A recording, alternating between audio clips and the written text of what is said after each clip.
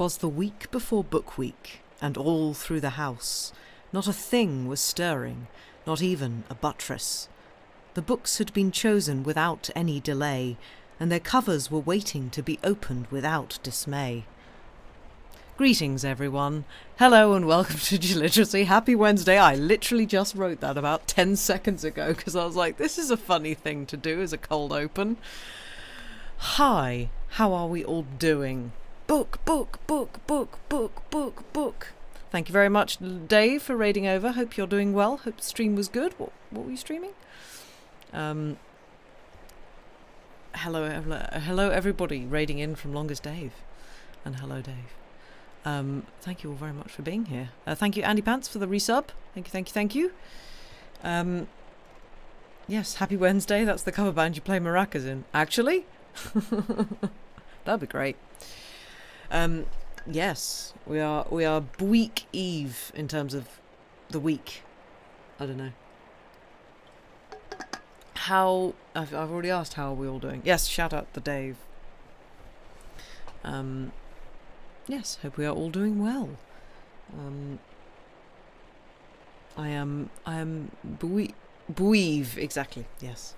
Spending Bezos' money, nice. Hello, Angeline. Thank you very much for the resub. Very much appreciated. Hope you're well.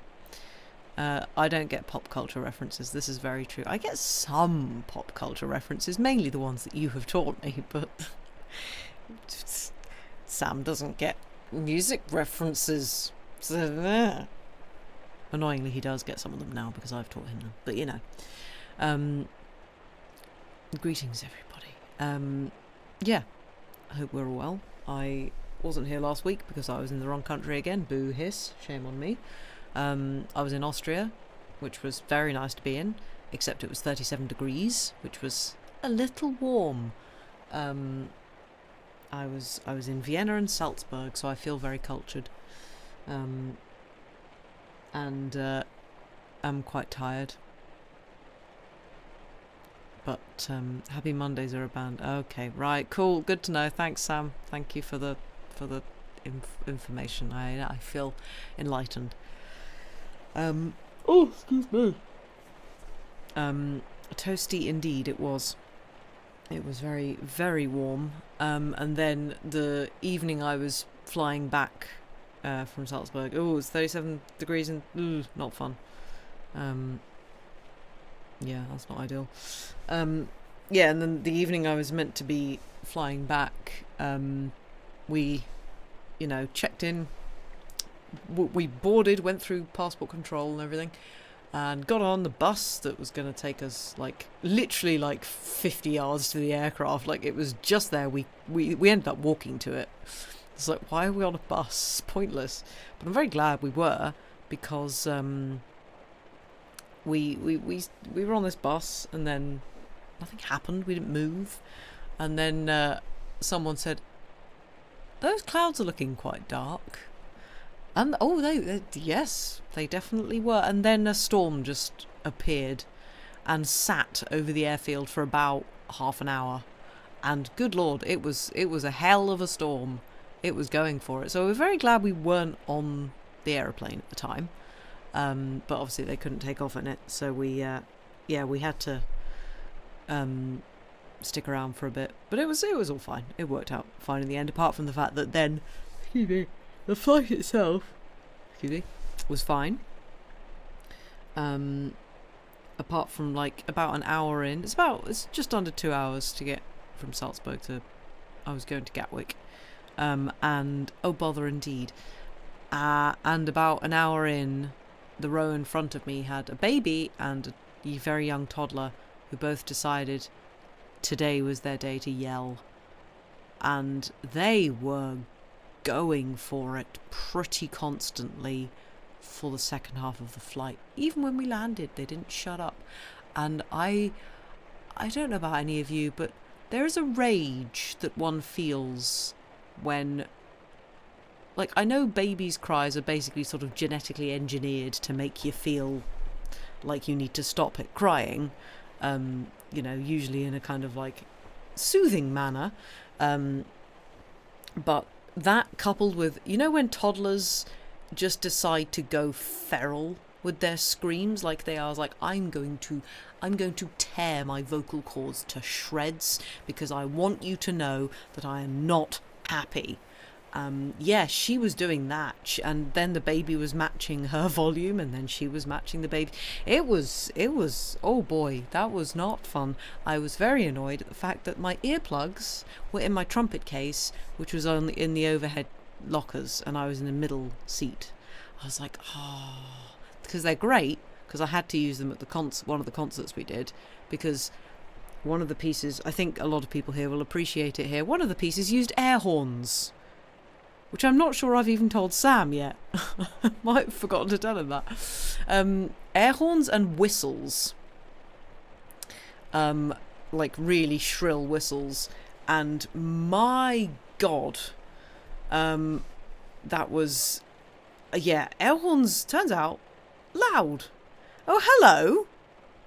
Hello, stranger, for subscribing.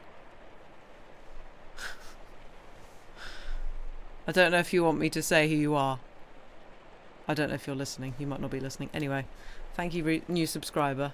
It's appreciated. Being supportive. Oh, thank you. You are listening. Can I dox you in terms of who you are? Am I allowed to do that? But yes, air horns and whistles at the same time were incredibly loud. That's my brother, everybody. Everybody say hello. He's lovely. But shame about the luggage. Oh yes, thank you for reminding me. Well, not thank you for reminding me, because I was so I got home at about 2 a.m. And shame me and correct the stream title. Why? What did I say? What have I spelt Dostoevsky's name wrong?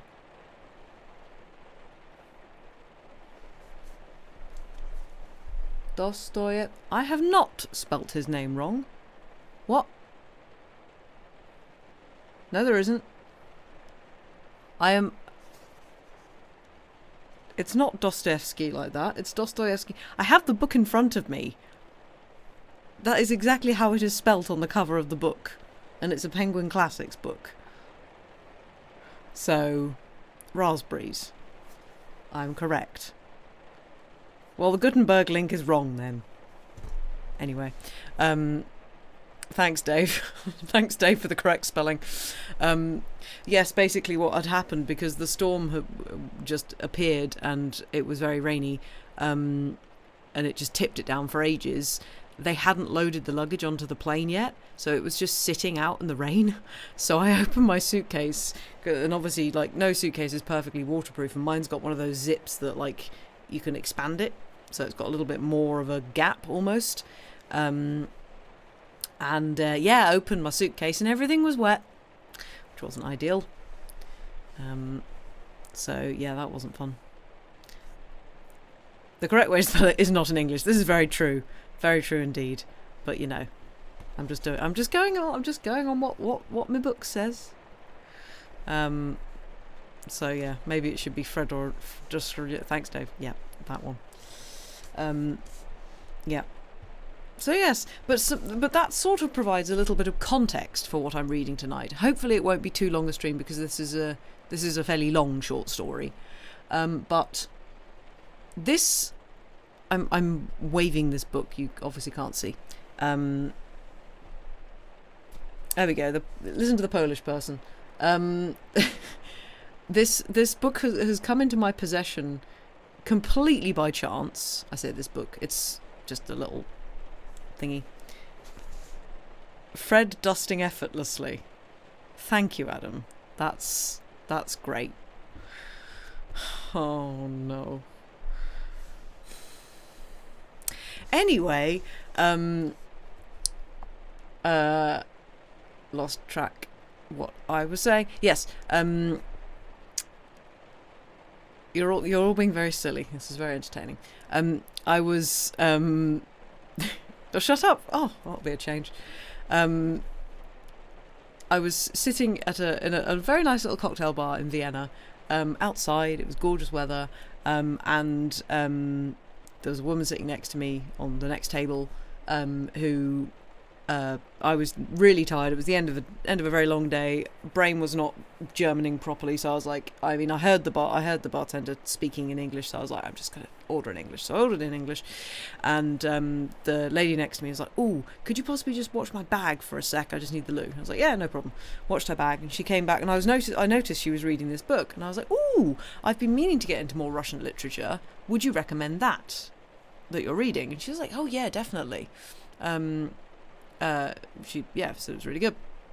She said it's heartbreaking though. You can all make a decision on whether it's heartbreaking or not. And I was like, okay, great, thank you. And then carried on with my drink and everything. And then I got up to leave a little bit later, and she tapped me on there. She was like, "Oh, by the way, you can have this if you want." I was like, "What? Really?" She's like, "Yeah, I've read it already. I'm just reading it again because I like it." And so she just gave me this book. So in the most possibly continental European thing that's ever happened to me, I now have a little book of a couple of Russian short stories given to me at a cocktail bar in Vienna, which sounds just incredibly pretentious. So yeah, that was really lovely. That made my day. That did. So yeah. So that's how I got this book. She was a spy. She's planted evidence on you. Oh yeah, probably. Whoops. Oh well. But yes, that is how I got this. There's a I think a sort of horror story at the back, but I haven't read that yet. Also by Dostoevsky. But this one I have now read. So yes, but I will be intrigued whether what your opinions are. We will hopefully take a break. There's a vaguely good break place. Whether I'll get to that at normal break time, I don't know. But we shall see. This is decidedly not spooky, but the other one might possibly be. I need to read it first though. So anyway, great way to get a new book. I know, right? It did smell of smoke for a little while, but it doesn't smell of smoke anymore, I think. The smoke smell has kind of gone away because she was smoking. But yes, if we are all sitting comfortably, if we all have some kind of, I was going to say hot beverage. No, we don't want hot beverage on a day like today. Cool beverage, although the weather's been quite cool here. Then we shall, that just adds the continental Europeanness. Yeah, absolutely, yes. Yeah, it was, I will get to reading, but it was quite great because there were two people reading, I was doing some writing, just a group of friends just chilling. It was so nice. It was really lovely. You drink tea whatever the weather. Yeah, tea on a hot day does work, I know.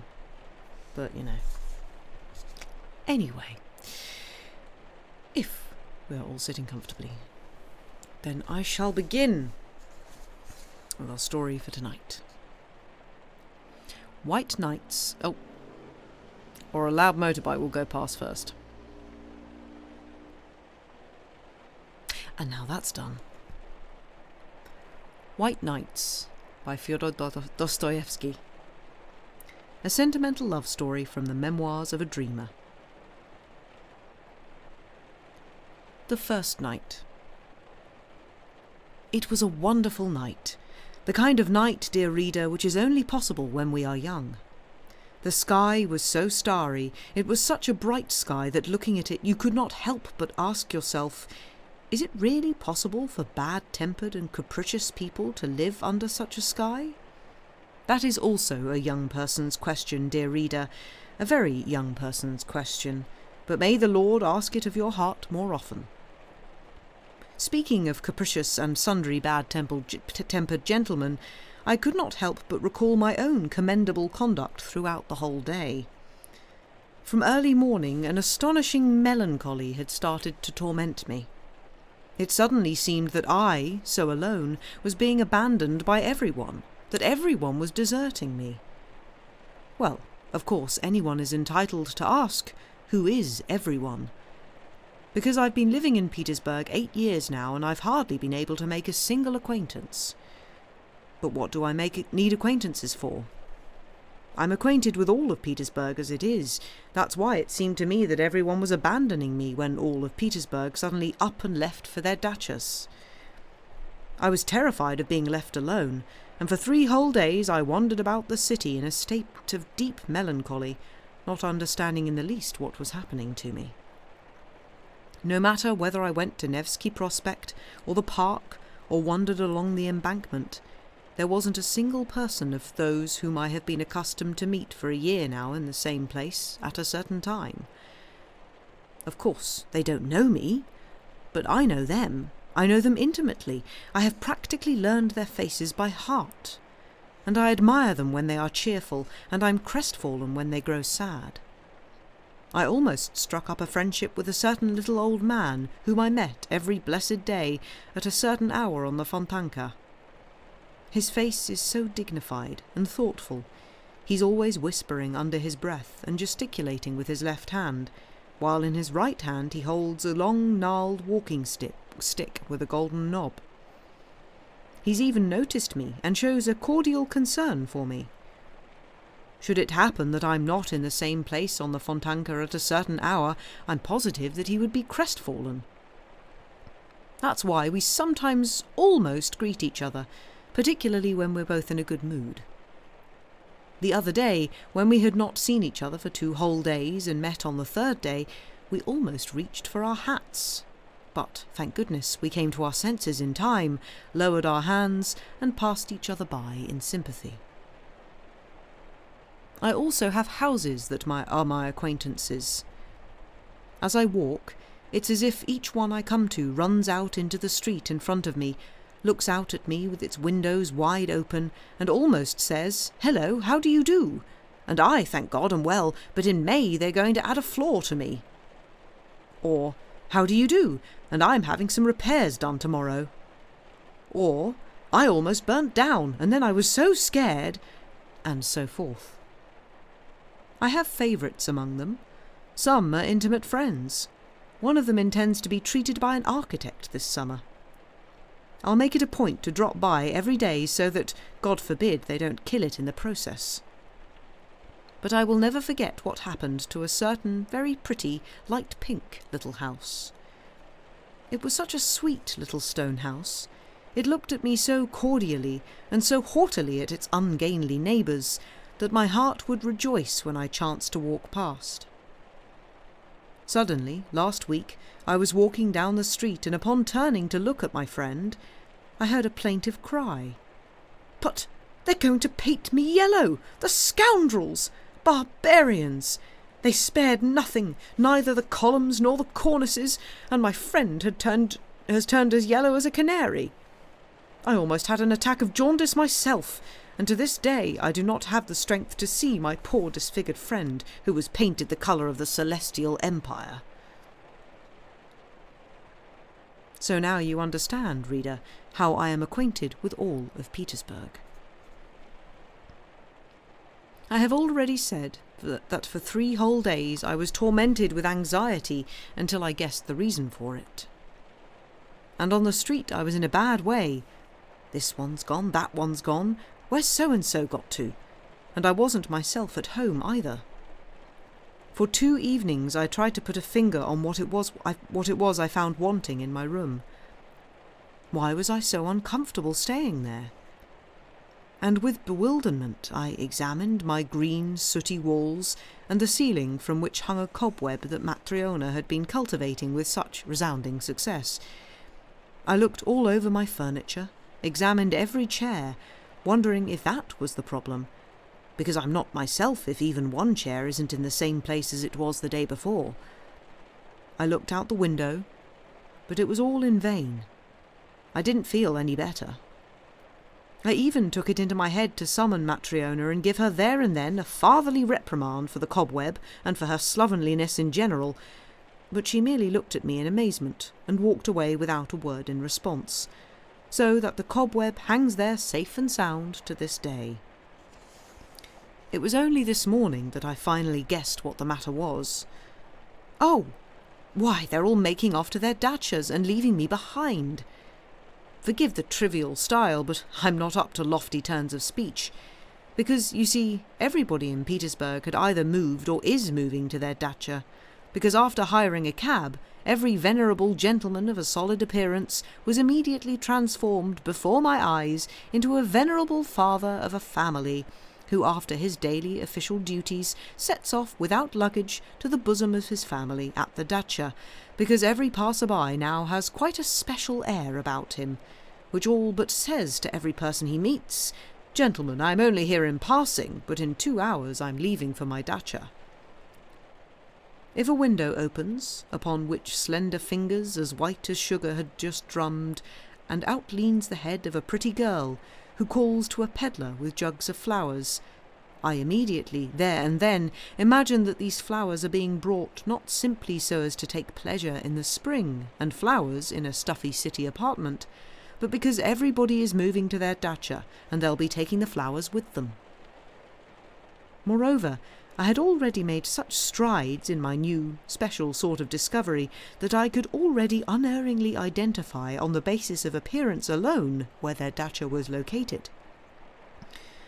The residents of Kameny and Apetkarsky Islands, or the Peterhof Road, were distinguished by the studied elegance of their movements, their foppish summer suits, and the handsome carriages that brought them to the city. The inhabitants of Pargolovo and further out, at first glance, inspired one with their prudence and respectability. The visitor to Krestovsky Island was distinguished by his unruffled, cheerful air. Whether I managed to run into a long procession of carters holding the reins as they lazily walked alongside their carts, loaded with whole mountains of furniture of every description, tables, chairs, couches, both Turkish and non-Turkish, and other household goods and chattels, on which, on top of everything, frequently would be sitting at the very summit of the load the wizened cook, keeping watch over her master's goods as the apple of her eye. Whether I looked at the boats, heavily laden with household utensils, as they glided down the Neva or Fontanka to Chernaya River or the islands, the carts and boats increased tenfold, 100-fold before my very eyes. It seemed as though everything had up and left, that whole caravans had moved to the dacha.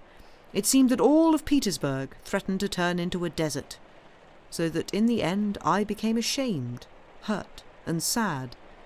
I had absolutely nowhere to go, and no reason to go to a dacha. I was ready to leave with every cart, to drive off with every gentleman of venerable appearance who was hiring a cabby, but no one, absolutely no one, invited me. It was as if I indeed was a stranger to them. I had been walking a lot, and for a long time, and I had already completely succeeded, as was my wont, in forgetting where I was, when I suddenly found myself at the city gates. I cheered up in an instant, and stepped to the other side of the barrier, walked between the sown fields and the meadows, oblivious of any fatigue, but sensing with all my being that some burden was being lifted from my soul. All the passers-by looked at me so cordially that we practically bowed to one another. Everybody was so happy about something. Every last one was smoking a cigar. And I was happy as I had never been before. It was as if I had suddenly found myself in Italy. Nature had so strongly affected me, a semi-invalid city dweller who had almost died of suffocation within the city's walls.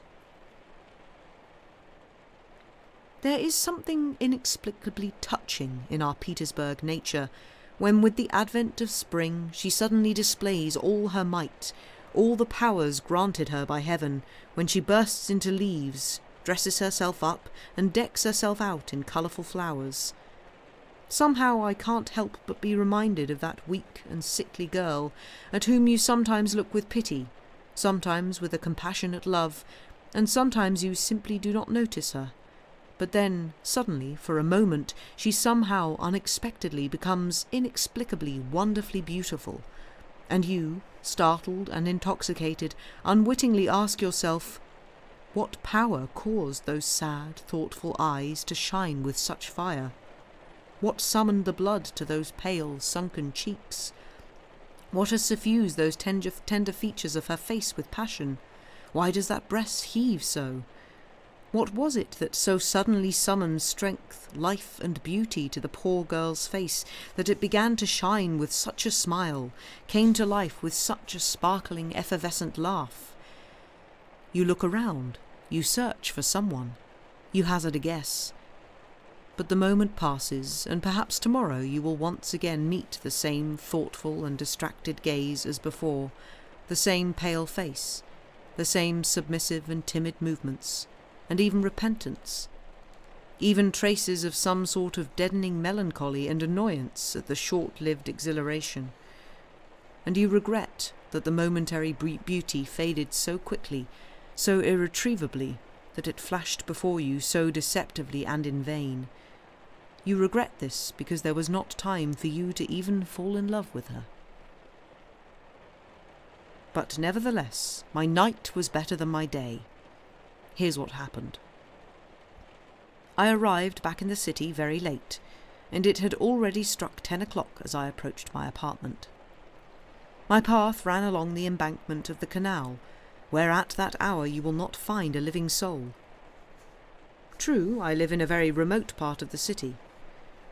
I was walking and singing, because when I am happy I am sure to hum something to myself, like every other happy man who has neither friends nor good acquaintances, and who in a joyful moment has nobody with whom he can share his joy. Suddenly the most unexpected adventure happened to me. Somewhat to the side, leaning against the railing of the canal, stood a woman. With her elbows resting on the railing, she seemed to be looking very attentively at the canal's turbid water. She was wearing a very pretty yellow hat and a bewitching black mantilla. She's a young girl. She just has to be a brunette, I thought. It seems she had not heard my steps. She didn't even stir when I walked past, with bated breath and my heart beating violently. Strange, I thought. She must be completely absorbed by something. And suddenly I stopped, rooted to the ground. I had heard a muffled sob. Yes, I hadn't been deceived. The girl was crying, and a minute later there was another whimper, and then another. My God! My heart sank. And no matter how great my timidness with women, this was hardly the time. I turned around, took a step in her direction, and would certainly have uttered the word, "Madam," but for the fact that I knew that this exclamation had already been uttered 1,000 times in all our Russian society novels. That was the only thing that stopped me. But while I was searching for a word, the girl came to her senses, glanced back, recollected where she was, cast her eyes down and slipped past me along the embankment. I set off after her at once, but when she realised this, she quit the embankment, crossed the street, and set out walking down the pavement. My heart was fluttering, like a captured little bird. Suddenly a certain incident came to my aid. On the sidewalk across the street, not far from the unknown girl, there suddenly appeared a gentleman in evening dress, a man with a solid number of years behind him, but whose gait was anything but solid. He walked, reeling, and carefully leaning against the wall. The girl, meanwhile, walked straight as an arrow, hurriedly and timidly, as girls generally do when they don't want someone to offer to see them home at night. And of course, the teetering gentleman would never have caught up with her if my good fortune had not given him the idea of looking to unnatural methods. Suddenly, without saying a word to anyone, my gentleman darts off and flies as fast as his legs will carry him, and running, he catches up with the unknown girl. She was moving along like the wind, but the staggering gentleman was overtaking her. He had overtaken her. The girl cried out, and I thank my good fortune for my excellent knotty walking stick, which just happened to be in my right hand on this occasion. In an instant I found myself on the sidewalk across the street. In an instant the uninvited gentleman understood what was what, took into account my incontrovertible reasoning, fell silent and dropped behind. And only when we were already quite far away did he reproach me in rather energetic terms. But his words scarcely reached us. "Give me your hand," I said to my unknown girl, "and he won't dare bother us any more." In silence she gave me her hand, which was still trembling from nervousness and fright. Oh, unbidden gentleman, how grateful I was to you at that moment. I cast a cursory glance at her. She was very pretty, and a brunette. I had guessed right. On her black eyelashes still shone the tears of her recent fright or former sorrow, I don't know which. But on her lips a smile already sparkled. She also cast a furtive glance at me, blushed, and looked down. "Now then, you see, why did you drive me away? If I'd been there, nothing would have happened." "But I didn't know you. I thought that you too—" "But do you really know me now?" "A little bit. Now then, for example, why are you trembling?" "Oh, you guessed right from the very first," I answered, delighted that my girl was clever. That is never a bad thing where beauty is concerned. "Yes, you guessed from the very first glance the sort of person you're dealing with. Yes, it's true. I'm timid with women. I'm nervous, I won't deny it. No less than you were a moment ago when that gentleman frightened you. I'm frightened now. It's like a dream, but even in my dreams I never guessed that I would ever talk with a woman." "What? Really?" "Yes, if my hand is trembling, then it's because such a pretty small hand like yours has never clasped it before. I've grown quite unused to women. That is, I never became used to them. You see, I'm alone. I don't even know how to talk to them. Even now I don't know whether I've said something stupid to you. Tell me frankly, I should tell you that I don't take offence easily." "No, nothing. On the contrary. And since you're already asking me to be candid, then I will tell you that women like such timidity. And if you want to know more, then I like it as well, and I won't send you away until we reach my house." "You'll make it so," I began, gasping with delight, "that at once I'll stop being my timid self, and then farewell all my methods." "Methods? What sort of methods? For what? Now that's not very nice." "Guilty. I won't do it any more. It was a slip of the tongue. But how do you expect me at a moment like this to have no desire—" "To be liked, is that it?" "Well, yes, for God's sake, be kind. Consider who I am. You see, I'm already 26 years old, but I don't ever see anyone. So then, how can I speak well, cleverly, and to the point? It will be to your advantage if everything comes out in the open. I don't know how to keep quiet when my heart is speaking inside me. Well, it doesn't matter. Believe it or not a single woman, ever, no acquaintances at all. And all I dream of every day is that at long last I will finally meet someone. Oh, if only you knew how many times I've fallen in love like that." "But how? With whom?" "Why, with nobody, with an ideal, with the one I see in my dreams. I create entire love stories in my dreams. Oh, you don't know me. It's true, of course, I couldn't help meeting 2 or 3 women, but what sort of women were they? They were all landladies or something like that.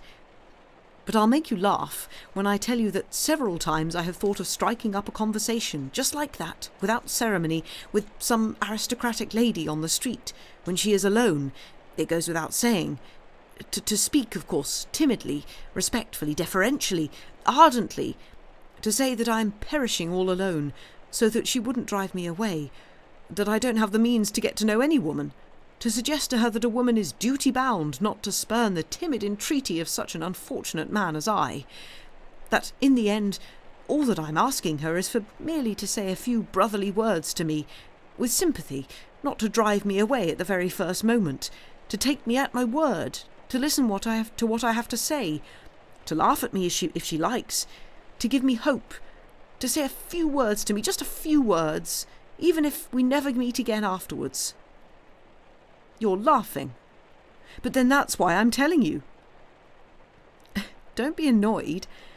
I'm laughing at the fact that you are your own worst enemy. And if you had tried, perhaps you might have succeeded, even though it was all taking place on the street. The simpler, the better."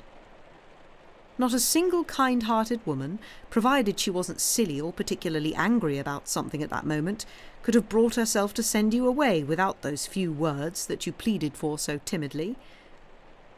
But what am I saying? Of course she would have taken you for a madman. You see, I was judging by myself. But I know a lot about how people on this earth live.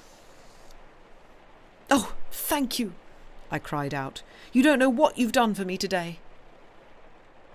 Very well, very well. But tell me, how did you recognise me to be the sort of woman with whom, well, whom you considered worthy of attention and friendship? In a word, not a landlady, as you put it. Why did you make up your mind to approach me? Why? But you were alone. That gentleman was too brazen. It's night now. You must agree that it was my duty. No. Even earlier, there on the other side. You wanted to approach me then, didn't you? There, on the other side? But I truly don't know how to answer, I'm afraid. Do you know, today I was happy. I was walking, singing. I'd been on the outskirts of the city. I'd never experienced such happy moments before. It seemed to me perhaps... Well, forgive me for reminding you, it seemed to me that you were crying, and I couldn't bear to hear it. It made my heart ache. Oh, my God, surely I might feel pangs of anguish for you. Surely it was not a sin to experience brotherly compassion for you. Forgive me, I said compassion.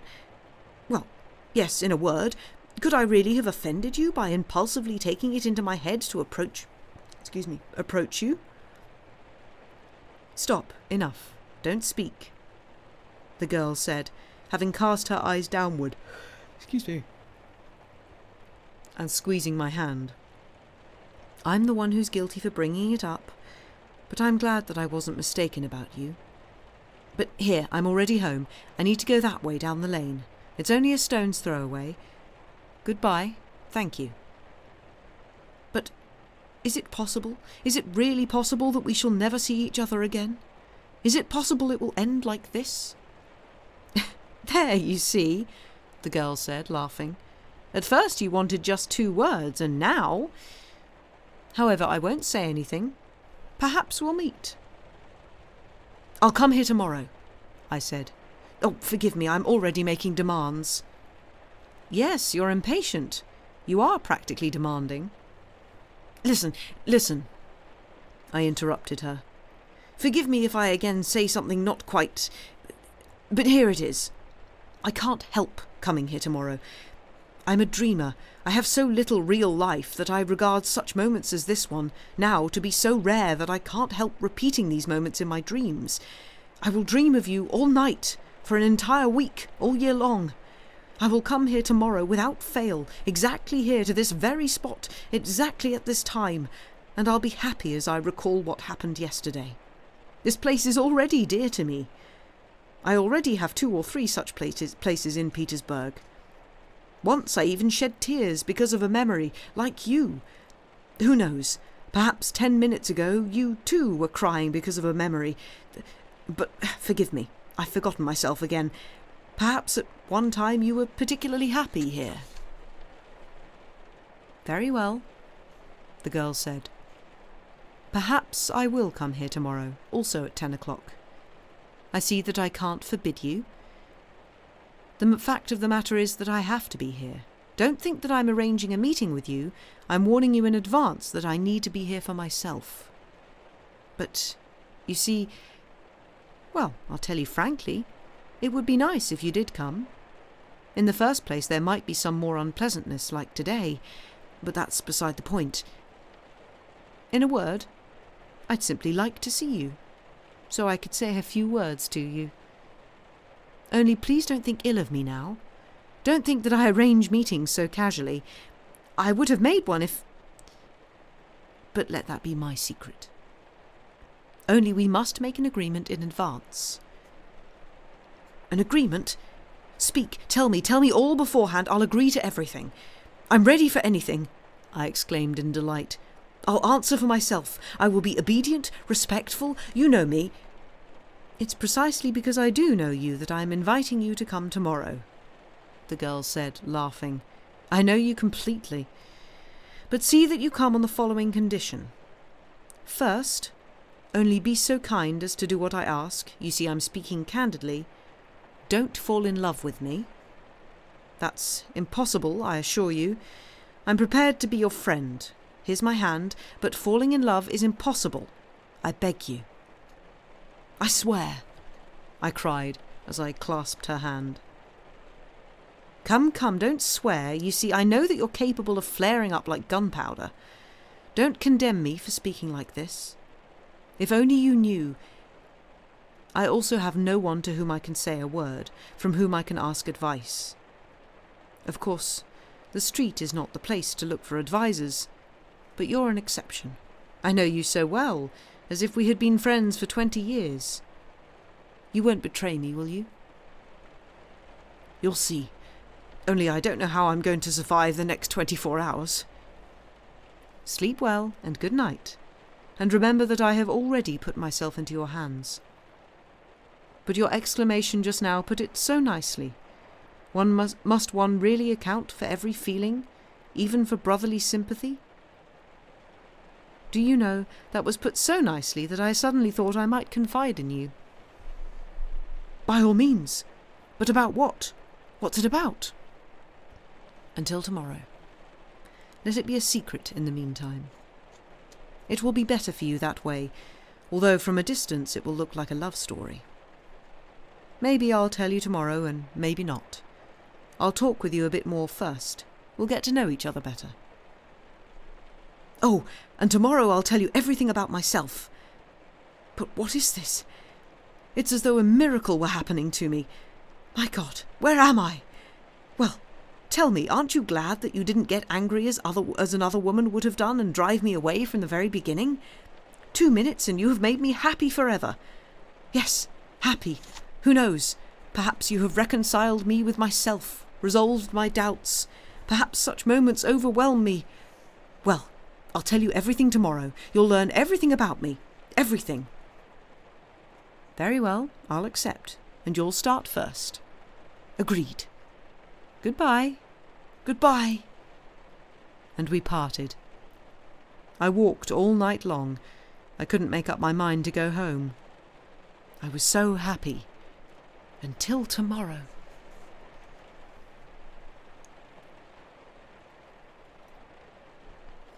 The second night. Well, so you survived, she said to me, laughing and taking hold of both my hands. I've been here for 2 hours already. You have no idea what I've been through today. I know. But now to the matter at hand. Do you know why I've come? Not to talk nonsense like yesterday, you know. Here's why. We need to act more sensibly from now on. I thought about this for a long time last night. But how? How are we to be more sensible? For my part, I'm ready, but really nothing more sensible has ever happened to me in all my life than what is happening now. Is that so? First of all, please don't squeeze my hands like that.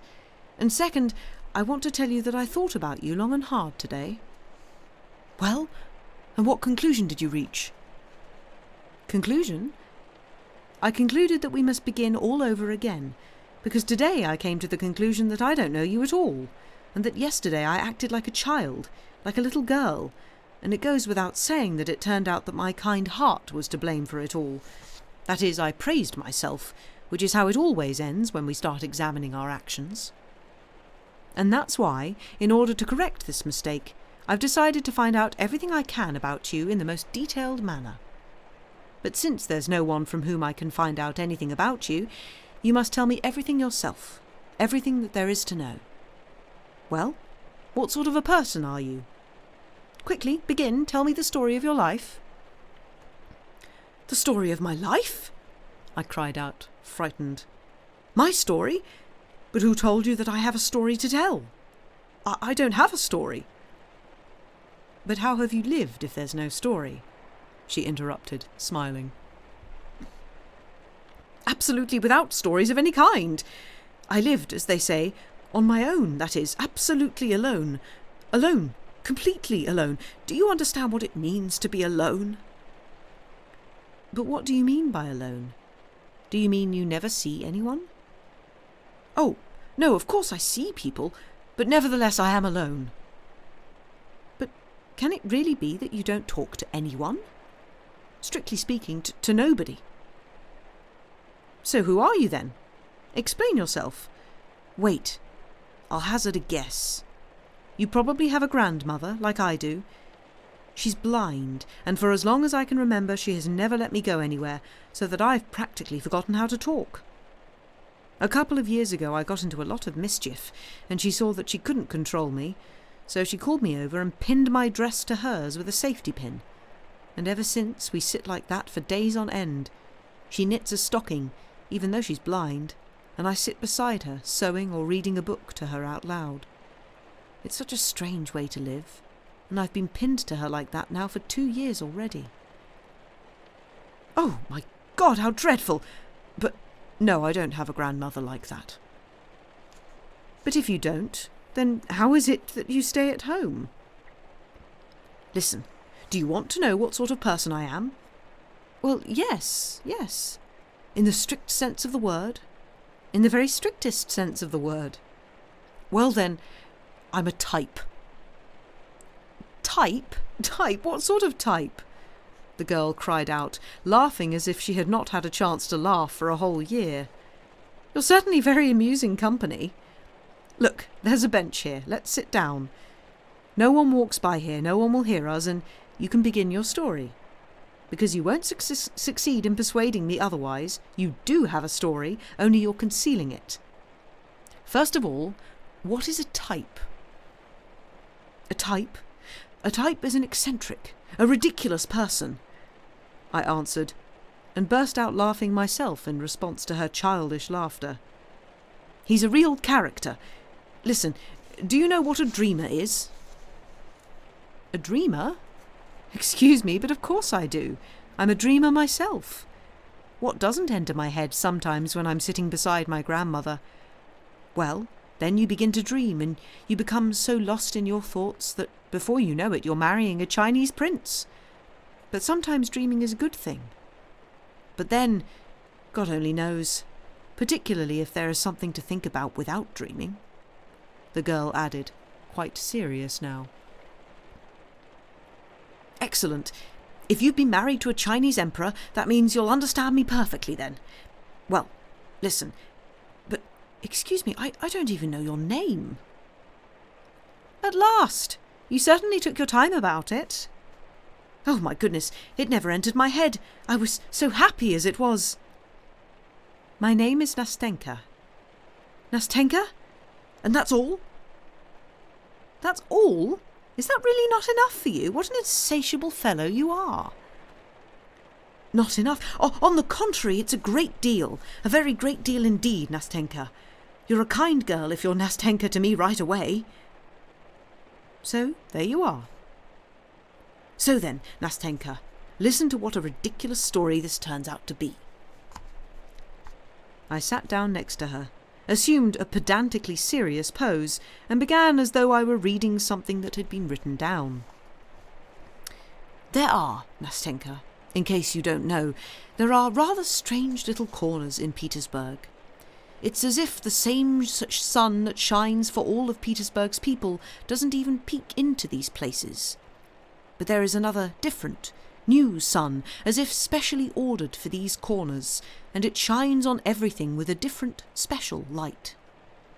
In these corners, dear Nastenka, it's as if a completely different kind of life is lived, one that doesn't resemble that which seethes around us, but the kind that might exist in a faraway kingdom, and not among us in our serious, oh so serious times. And it is this life which is a mixture of something purely fantastic, fervently ideal, and at the same time, alas, Nastenka, dully prosaic and ordinary, not to say incredibly vulgar. Ugh, good heavens, what an introduction! What will I hear next? You'll hear, Nastenka.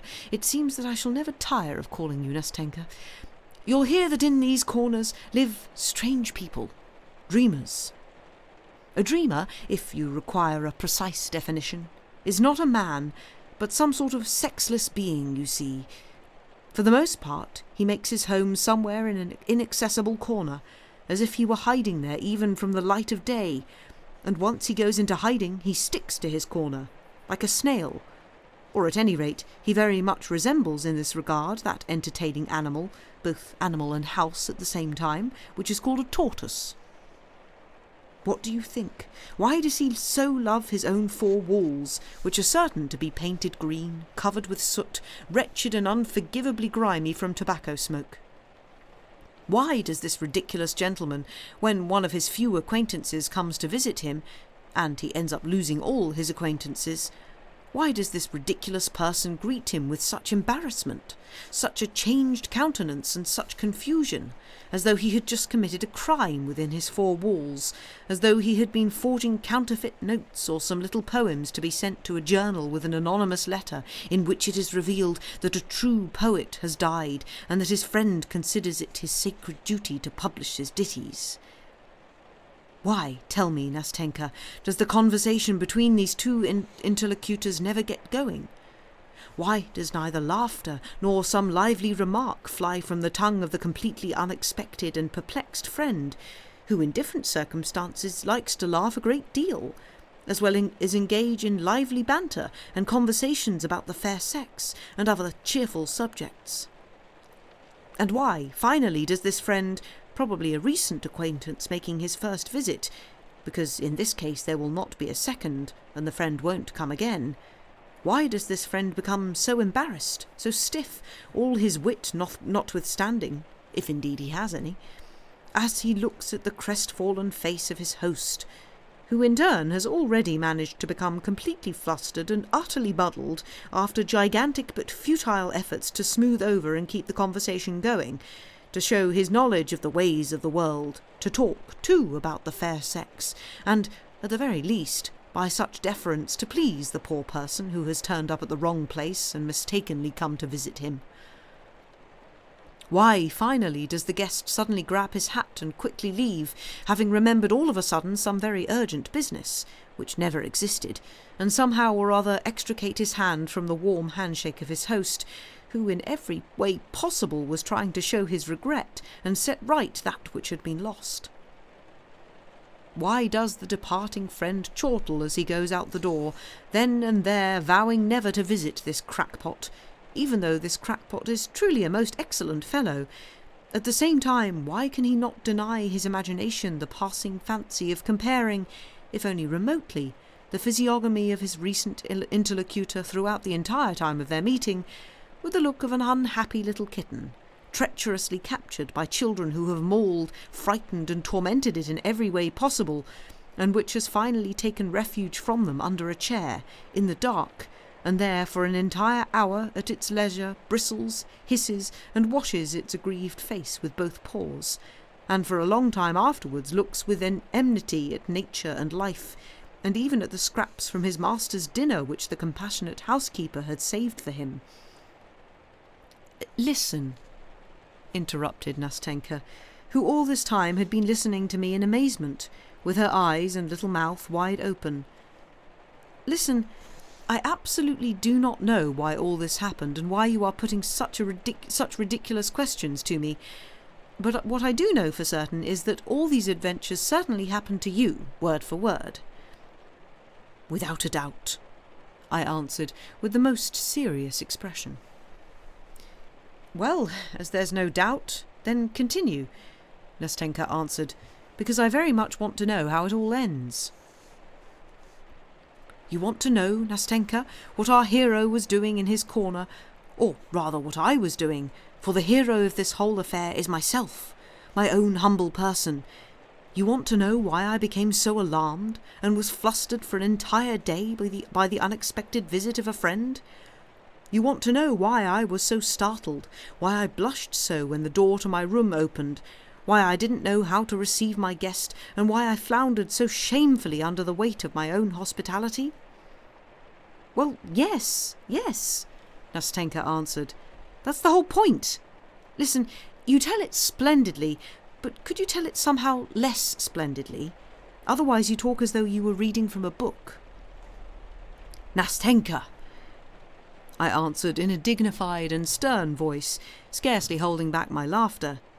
Dear Nastenka, I know that I am telling it splendidly. I plead guilty, but I don't know how to tell it differently. Now, dear Nastenka, now I'm like King Solomon's genie trapped in an earthenware urn for 1,000 years under 7 seals, and from which these 7 seals were at last removed. Now, dear Nastenka, when we have come together again after such a lengthy separation, because I have known you for a long time, Nastenka, because I have long been searching for someone, and that is a sign that I was looking precisely for you, and that we were fated to meet now. Now in my head thousands of valves have opened, and I must set loose this river of words, or I will choke to death. So then, I ask that you not interrupt me, Nastenka, but listen obediently and dutifully, otherwise I'll keep my silence. No, no, no, by no means. Speak. I won't say another word. To continue. There is, my friend Nastenka, in my day 1 hour that I like exceedingly.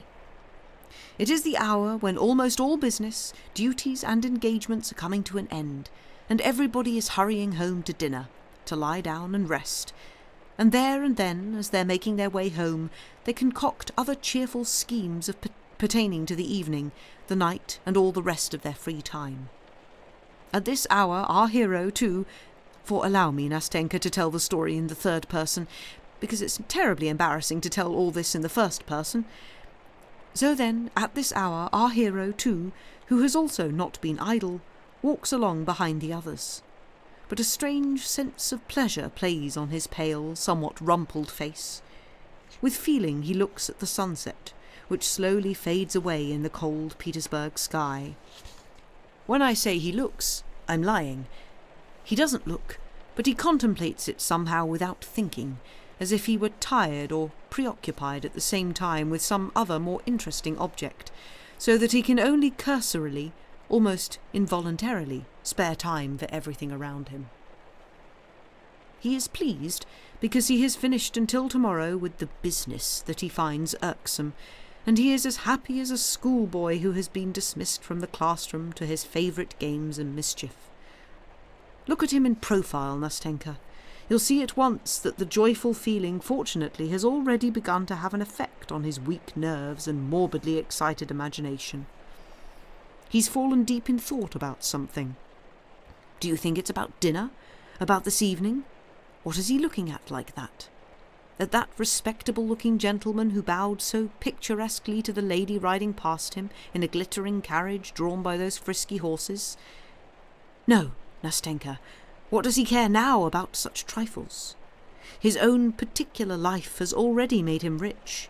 He somehow suddenly became rich, and not in vain did the farewell ray of the dying sun so gaily sparkle before him and call forth an entire swarm of impressions from his warmed heart.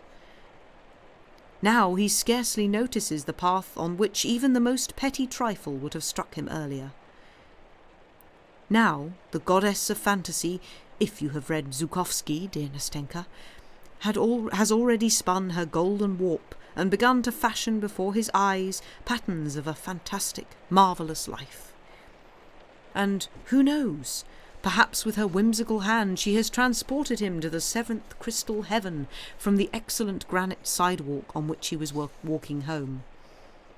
Try stopping him now, and ask him suddenly where he's standing now, along which streets he has walked. He probably will remember nothing, neither where he was walking nor where he is now standing, and after blushing with vexation he will certainly tell some lie in order to save face. That's why he was so taken aback, almost crying out and looking all around in alarm, when a very respectable old woman who had lost her way politely stopped him in the middle of the sidewalk and began to ask him for directions. Frowning with vexation, he carries on walking, scarcely noticing that he has caused more than one passer-by to smile and turn round to look at him as he walked away, and that some little girl, as she timidly made way for him, began to laugh loudly, as she looked wide-eyed at his broad, contemplative smile and gesturing hands.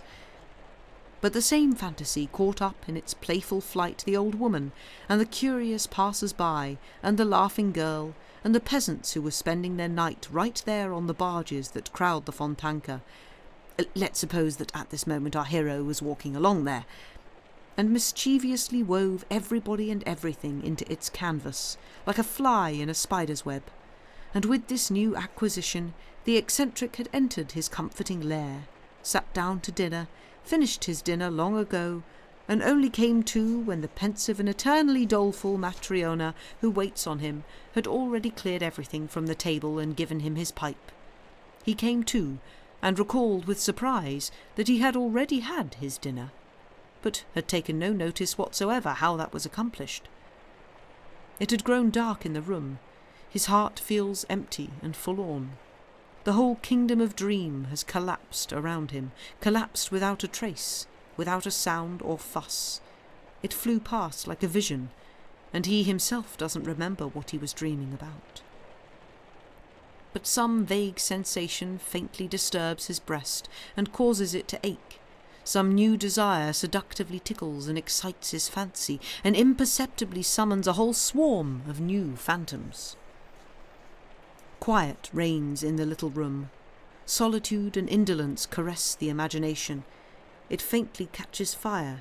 It is faintly brought to the boil, like the water in the coffee pot of old Matryona, who placidly potters about next door in the kitchen as she makes her cook's coffee. Now it's already gently breaking through in bursts. Now the book, picked up without purpose and at random, is already falling from my dreamer's hand, without his even getting to the 3rd page.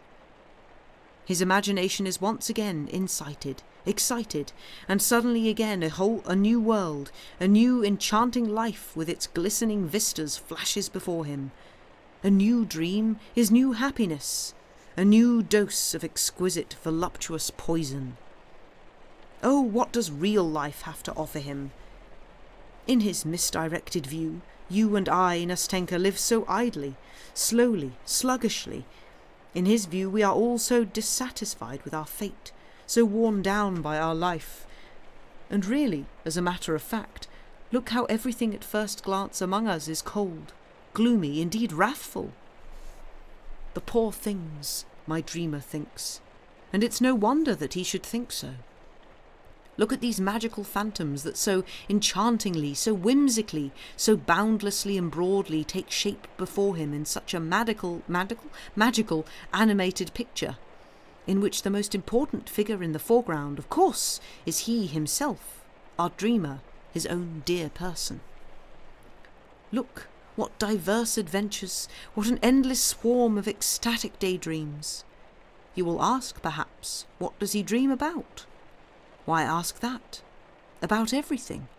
About the role of the poet, who at first goes unrecognised, but is later crowned with success. About friendship with Hoffmann, St. Bartholomew's Night, Diana Vernon, the heroic role of Ivan Vasilevich in the taking of Kazan, Clara Mowbray, Effie Deans, the council of the prelates and huss before them, the rising of the dead in Robert. Do you remember the music? It smells of the graveyard. Minna and Brenda, the Battle of Berezina, the reading of a poem at Countess V.D.'s. Danton, Cleopatra, E suoi amanti, the little house in Kolomna, his own little corner, with a creature at his side who listens on a winter's evening, with her little mouth and eyes open, just as you're listening to me now, my little angel. No, Nastenka, what need has he, this voluptuous sluggard, of this life that you and I desire so? He thinks that this is a poor, pitiful life, not anticipating that perhaps some day the sad hour will strike for him as well, when for a single day of this pitiful life he would give up all of his fantastic years, and give them up not for joy or for happiness, and without wishing to choose in this hour of sadness, repentance, and boundless sorrow. But this terrible time has yet to come. He desires nothing, because he is above desire, because he has everything, because he is sated. because he himself is the artist of his life, and he creates it for himself every hour to suit his latest whim. And, you see, this fairy tale, fantastic world is created so easily, so naturally, as though all this were truly not a phantom.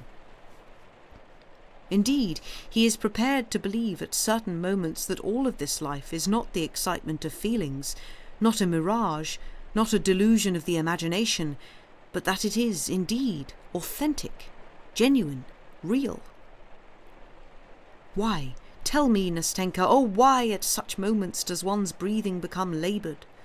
Why, by what magic, by what mysterious caprice does the pulse quicken, do tears gush forth from the dreamer's eyes, his pale, moist cheeks burn as his entire being fills with such irresistible delight? Why do whole sleepless nights pass by like a single instant in inexhaustible merriment and happiness, and when the dawn's rosy ray shines through the windows and the daybreak illumines the gloomy room with its dubious fantastic light, such as we have in Petersburg, why does our dreamer, exhausted and weary, throw himself on his bed and fall asleep, his tormented and overwhelmed spirit trembling with ecstasy, while his heart aches with a sweet agony? Yes, Nastenka, you deceive yourself, and unwittingly and dispassionately believe that it is a genuine, true passion that disturbs his soul. You unwittingly believe that there is something alive and tangible in his incorporeal daydreams. But, you see, it's all a delusion. Take, for example, the love that has pierced his breast with all its inexhaustible joy, with all its wearisome torments. Just look at him and you'll be convinced. Would you believe, when you look at him, dear Nastenka, that indeed he has never known her whom he loves so in his frenzied daydreams? Can it be that he has only seen her in certain captivating phantoms and only dreamed this passion? Can it really be that they have not spent so many years of their lives together, hand in hand, alone, just the two of them, having forsaken the entire world, and each uniting their life, their world, with the life of their friend? Can it really be that at this late hour, when the time had come to part, she did not lay there, sobbing and grieving on his breast, not hearing the storm which was breaking under the bleak sky, or the wind which plucked and carried away the tears from her black lashes? Can this really all have been a dream? This garden, cheerless, desolate and wild, with paths overgrown with moss, secluded and gloomy, where they so often would walk together, where they hoped, grieved, loved each other for such a long time, so long and tenderly. And this strange ancestral home in which she had lived for such a long time, secluded and melancholy, with her sullen old husband, always silent and peevish, who frightened them, while they, timid as children, dolefully and timorously concealed their love from each other. How they suffered, how fearful they were, and how innocent and pure was their love, and how, it goes without saying, Nastenka, malicious people were.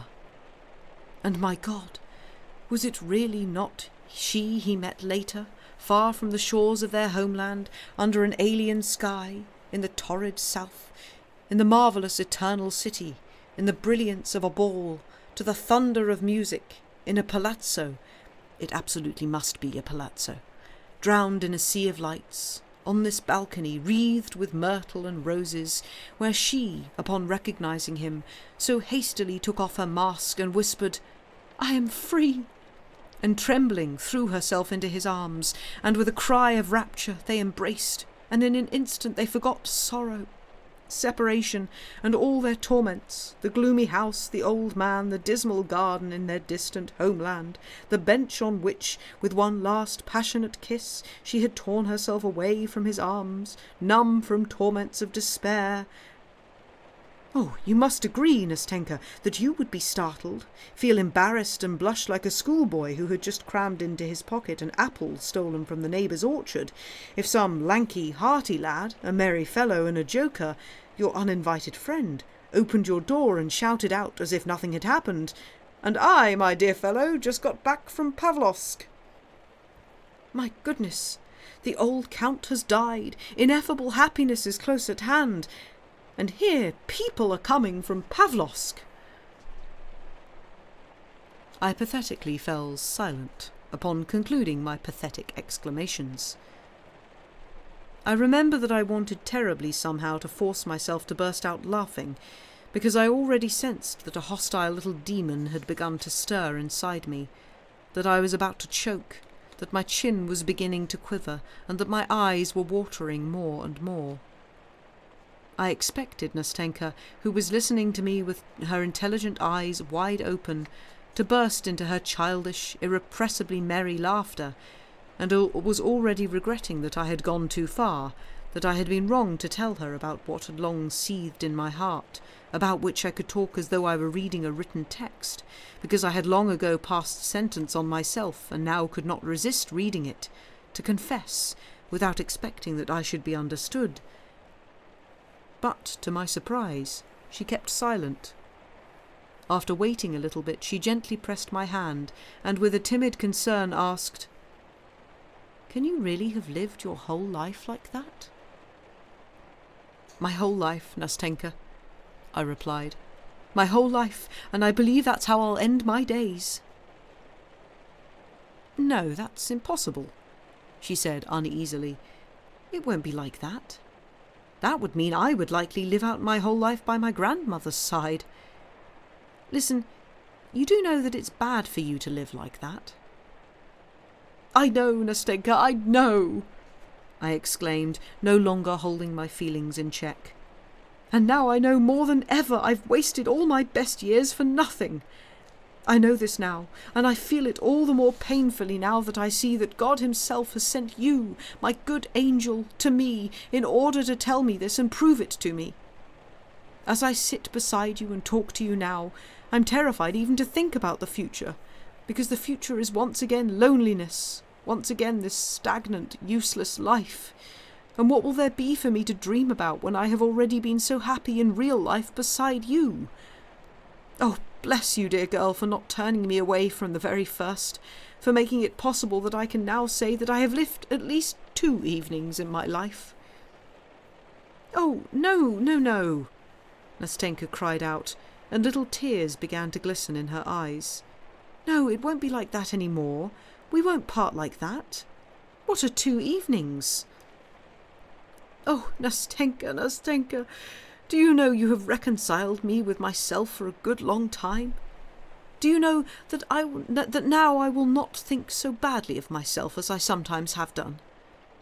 Do you know that now, perhaps, I will no longer suffer anguish for having committed a crime and sin in my life, because a life like that is a crime and sin? And don't think that I have been exaggerating anything to you, for God's sake, Nastenka, don't think that. Because sometimes I am overcome by moments of such anguish, because at those moments it begins to seem that I will never be able to begin living in real life, because it already seems that I have lost all sense, all feeling for the genuine, the real, because in the end I curse myself, because after my fantastic nights I am visited by sobering moments that are horrible. Meanwhile, you hear all around you how the throng of humanity thunders and spins in the whirlwind of life. You hear, you see how people live. They live in reality. You see that life for them is not forbidden, that their life doesn't vanish like a dream, like a vision, that their life is eternally renewing, eternally young, and not a single hour of it resembles any other, whereas how cheerless and monotonously banal is the timorous fantasy, the slave of a shadow, of an idea, the slave of the first cloud that suddenly obscures the sun and fills with anguish the heart of every true Petersburger, which holds its sun so dear. But what sort of fantasy is there to be found in anguish? You sense that this inexhaustible fantasy is finally growing tired, that it is becoming exhausted under constant strain, because, you see, you are growing into manhood, you are outgrowing your former ideals, they are being smashed to dust, to bits and pieces, and if there is no other life, then you must build it from these bits and pieces. But meanwhile your soul yearns and pleads for something else, And in vain does the dreamer rake through his old dreams as if they were ashes, searching in these ashes for at least some little spark, in order to fan it into flames, and with this rekindled fire warm his heart, which has grown cold, and resurrect in himself once again everything that he had held dear, that had touched his soul, that had made his blood boil, that had brought tears to his eyes, and had so splendidly deceived him. Do you know, Nastenka, how low I have fallen? Do you know that I am compelled now to celebrate the anniversary of my own sensations, the anniversary of that which was formerly so dear, of that which in essence never took place, because this anniversary is celebrated in honour of those same foolish phantom dreams, and to do it because even those foolish dreams are no more, because I have nothing with which to replenish them. You see, even dreams need to be replenished. Do you know that I now like to recall and visit at certain times places where I was once happy in my own way? I like to fashion my present so that it's in harmony with the irrevocable past, and I often wander like a shadow, without need or purpose, downcast and sad, through the alleys and streets of Petersburg. And what memories! You recall, for instance, that exactly a year ago now, exactly at this very same time, at this very same hour, you wandered along this very sidewalk just as lonely, just as downcast as you are now.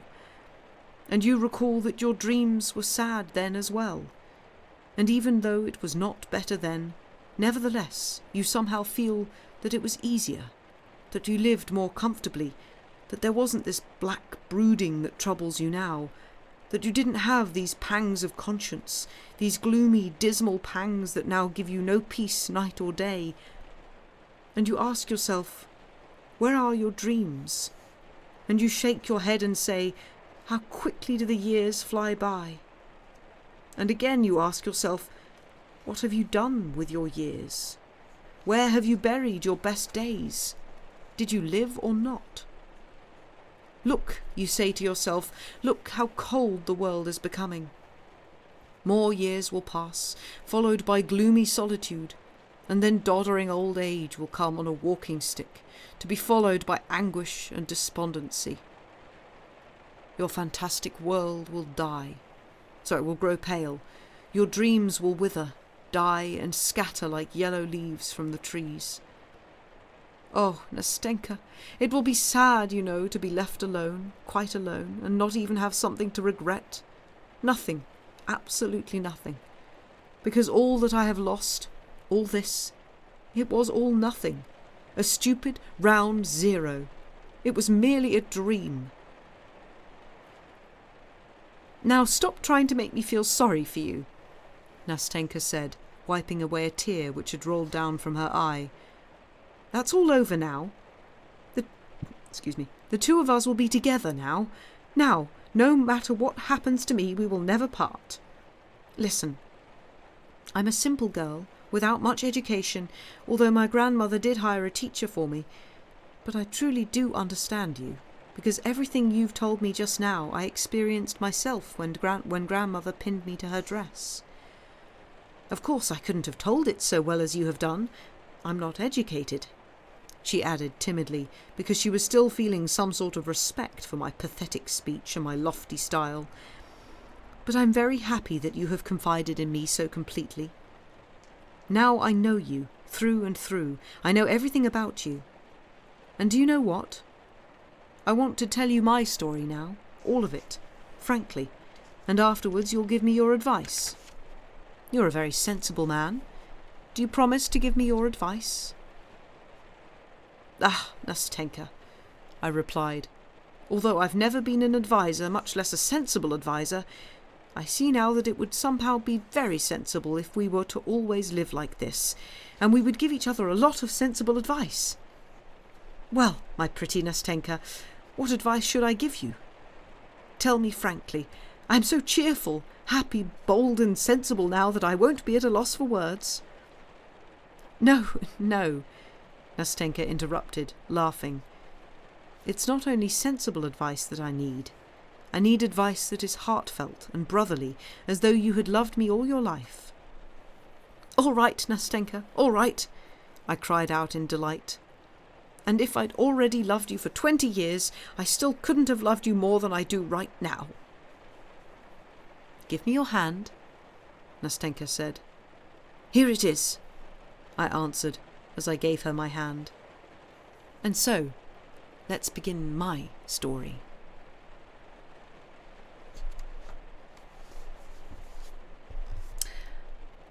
I don't know whether to do a break now. Looking at the time, I've probably got just over an hour of book left, of story left.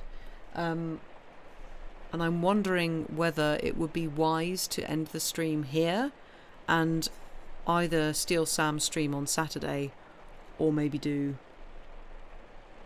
a stream on possibly Sunday evening. What do we think, chat?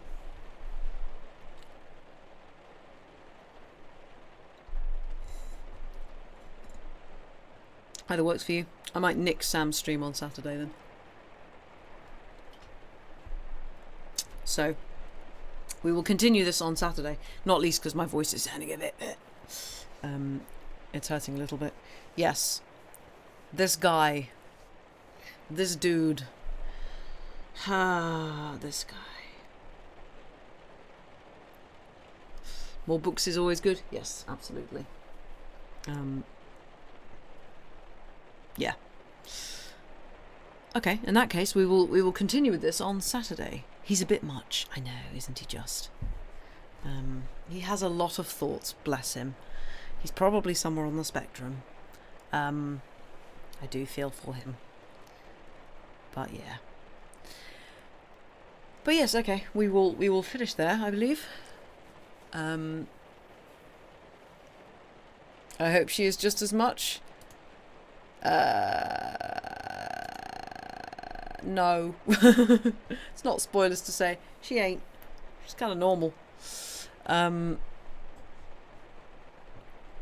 Yeah, he's you know, very neurodivergent. But yes. Thank you very much for being here. Let me just see if there's anyone we can pop over to raid to.